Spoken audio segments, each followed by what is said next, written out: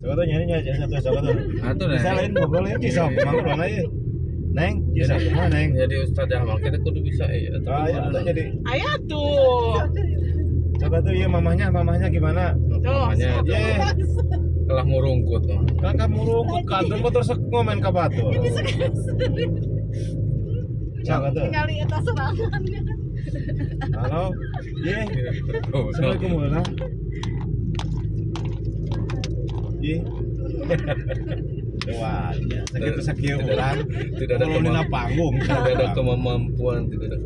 Oke guys, kita dalam perjalanan kita menuju Garut ya. Menuju Garut seperti biasa kalau malam Sabtu kita ada rutinitas tersendiri ya. Pokoknya rutinitas yang pastinya seru banget dan tidak kalah seru ya guys.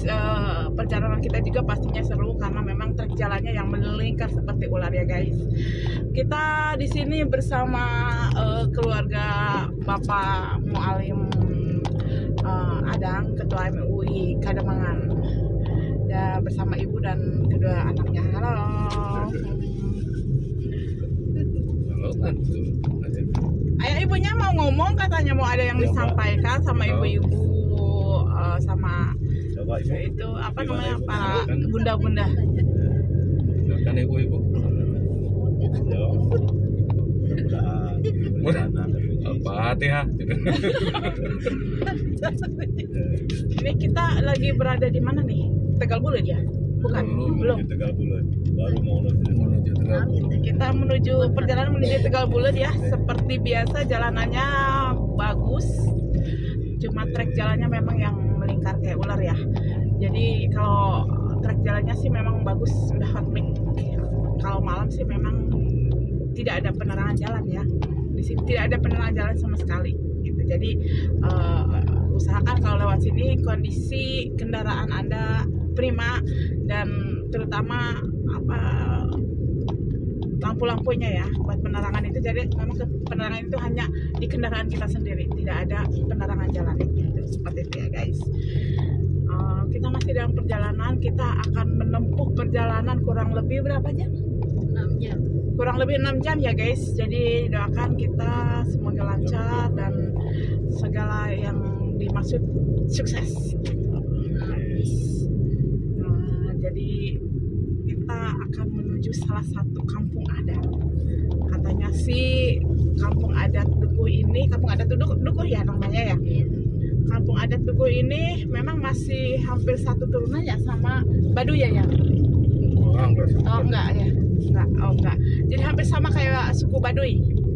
Hampir sama kayak suku Baduy. Dari sini juga kita akan berjarak ke makamnya Syekh Abdul Jalil.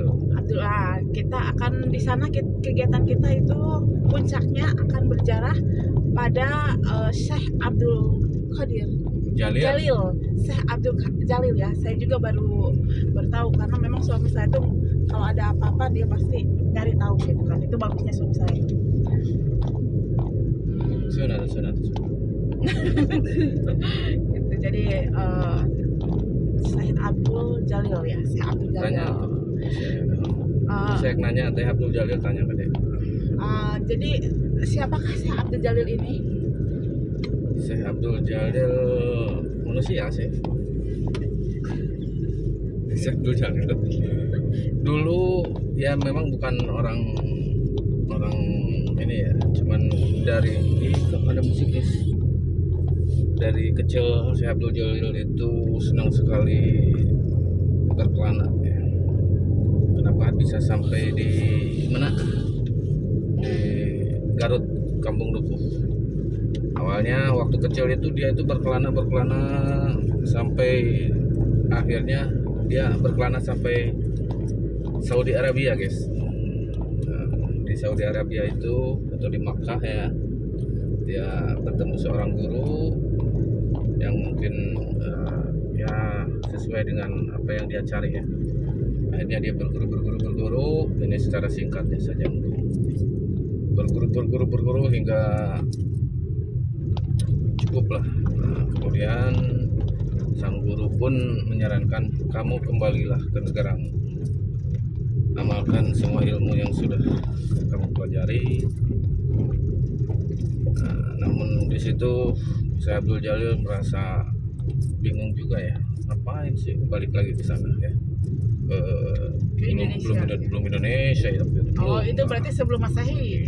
Enggak, sebelum Masehi kan, kerajaan belum Indonesia, Ibu. Oh, itu masih kerajaannya. Udah, dia jangan nyelok kan tuh, kenal we. Setelah itu, karena kamu punya ilmu, kamu harus mengamalkannya. Ya, di sini di Arab ilmu saya sudah tak bisa, ibadah saya dekat, Ka'bah sudah ada dekat saya. Kenapa saya harus balik lagi ke Indonesia? Karena tugas kamu adalah mengamalkan ilmu yang kamu pelajari. Orang berilmu itu harus diamalkan, bukan untuk diri sendiri. Setelah berpikir-pikir, akhirnya kembalilah dia ke, ya kalau kita sebut sekarang Indonesia ya. Lama-kelamaan, di Indonesia itu, ya di Indonesia jadinya ya udahlah disebut Indonesia ya. Kan dulu itu masih kerajaan-kerajaan ya, Mataram, terus kayak kerajaan apa? Maksudnya Siliwangi ya, kerajaan Siliwangi, terus kerajaan Banten, yang di Banten itu yang kerajaan di Sumedang itu. Nah, dia singgah di Sumedang ya guys. Di Sumedang dulu itu kan ada bupati, kerajaan membentuk bupati Sumedang itu meminta suruh mencari ahli agama ya untuk dijadikan ya, kalau sekarang mungkin MUI atau mungkin apa ya yang mengatur tentang agama di wilayah Sumedang, Kabupaten Sumedang. Dulu belum kabupaten ya, mungkin dulu namanya juga belum bupati ya, atau mungkin ya pokoknya antek-antek pemerintahan. Setelah dirundingkan, ada seorang, oh iya, ada seorang yang baru datang dari Saudi Arabia. Dia pandai dan sudah berilmu tinggi mengenai agama Islam. Diundanglah ke kerajaan Syekh Abdul Jalil, dijadikan seorang kepala Dewan Hukum Agama Islam lah, intinya kayak gitu mungkin ya. Kemudian mengajukan, asalnya nggak mau, cuman beberapa syarat diajukan oleh Syekh Abdul Jalil. Yang terpenting adalah kalian tidak melanggar aturan-aturan agama Islam ya, aturan apapun yang mengenai agama Islam tidak melanggarnya. Akhirnya sepakat dan jadi sebagai pemuka agama di Kabupaten Sumedang mungkin sekarang ya, di kerajaan. Nah, setelah itu lama-kelamaan mungkin beberapa tahun terjadilah sesuatu kendali, adanya perselisihan antara Banten sama Sumedang waktu itu. Pembunuhan yang dilakukan dan direncanakan oleh Bupati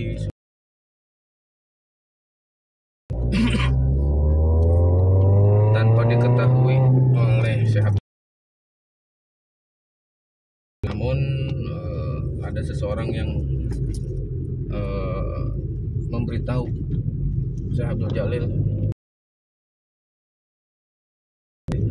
kalau tidak salah namanya Sutawijaya, bahwasanya di sini sudah terjadi sebuah pembunuhan begini bagi Syekh Abdul Jalil. Ternyata murka ya.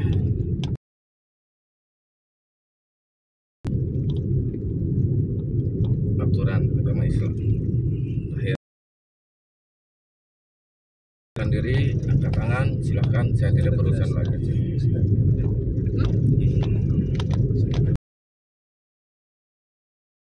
Syekh Abdul Jalil berkelana lagi.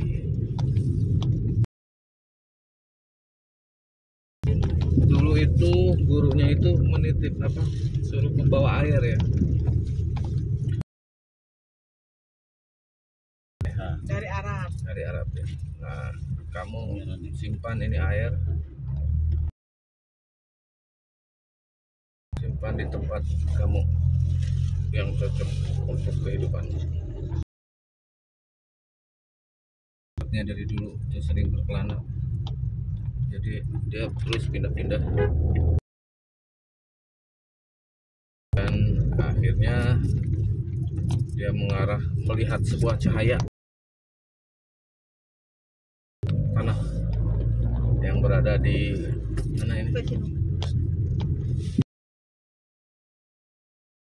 Jadi Ciroyom. Awalnya ada cahaya. Ada cahaya, ya mungkin kayak itu tempat saya berdiam. Akhirnya datanglah mendatangi cahaya tersebut.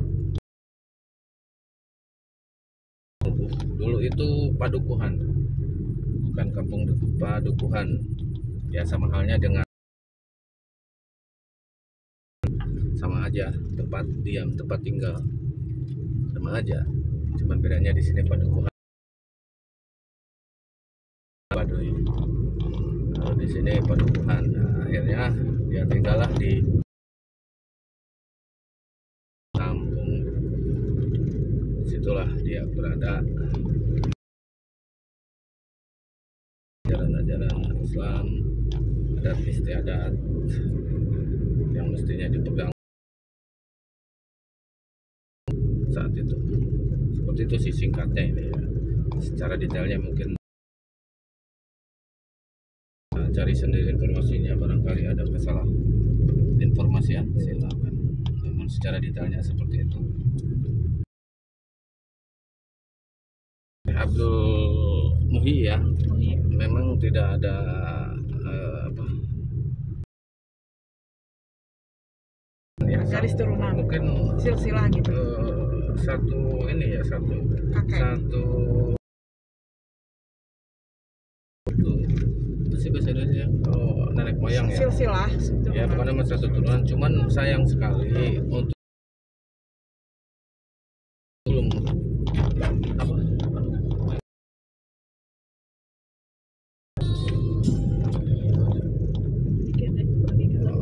belum tahu ya. Kita setengah jam dengan siapa Yang pasti mereka satu turunan dan satu ini, satu masa. Dia itu berbarengan menyebarkan agama Islam. Cuman untuk cerita Syekh Abdul Jalil binnya pun saya belum bisa dapat ya. Syekh Abdul Jalil bin siapa gitu kan, garis turun nasabnya ya. Tapi kalau Syekh Abdul Muhyi sudah ada. Seperti itu ya, segitu aja ya, silakan dilanjut Ibu Polda. Kisah apa namanya, kisah Syekh Abdul Jalil ya, Rahi yang berada di kampung Dukuh. Singkat ceritanya seperti itu, dan memang itu masih ada sangkut paut seperti itu guys. Jadi memang Indonesia itu beragam ya. Tadinya kerajaan seperti itu. Saya tidak pandai berbicara sejarah, takut ada yang salah. Karena memang Satu hal lagi itu di kampung Dukuh itu memang adatnya melekat ya. Kombinasi dengan hal-hal yang berbau modern ke jalan kayak tinggal lihat. jadi seperti itu guys, di kampung adat Dukuh sama ketua adat atau siapapun tidak ada aturan yang memang yang sebenarnya semuanya ada tertulis, bahkan sejarah-sejarah pun sudah ada tulis. Namun ketika terjadi kebakaran di tahun 2010, 40 rumah itu habis hangus. Terjadilah sebuah kebakaran. Cukup sejarah juga tentang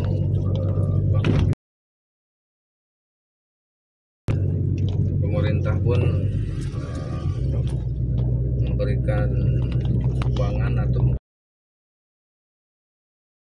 dengan tidak jumlah tersentuh biaya 1 miliar kalau nggak salah untuk membangun kembali desa Padukuhan. Nanti gimana lihat, namun tetap menjaga keasriannya nih, dan adat istiadatnya ya. Mungkin ini sebuah diberikan oleh Indonesia ya, makanya pemerintah pun turun tangan untuk melestarikan cagar budaya ini. Di samping itu seperti caranya kenapa terjadinya terbentuknya kampung Duku itu sudah tadi saya makanya pemerintah juga memberikan sumbangsi dengan cara memberikan sebuah bantuan atau merelokasi kembali kondisi di kampung Duku itu dikarenakan daya. Oke, lanjut.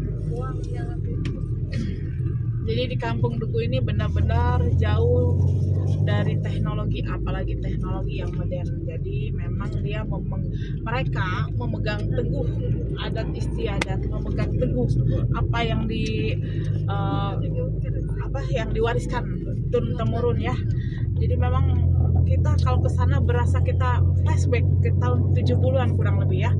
Jadi memang yang tidak ada penerangan sama sekali, yang hanya lampu tempel doang gitu kan.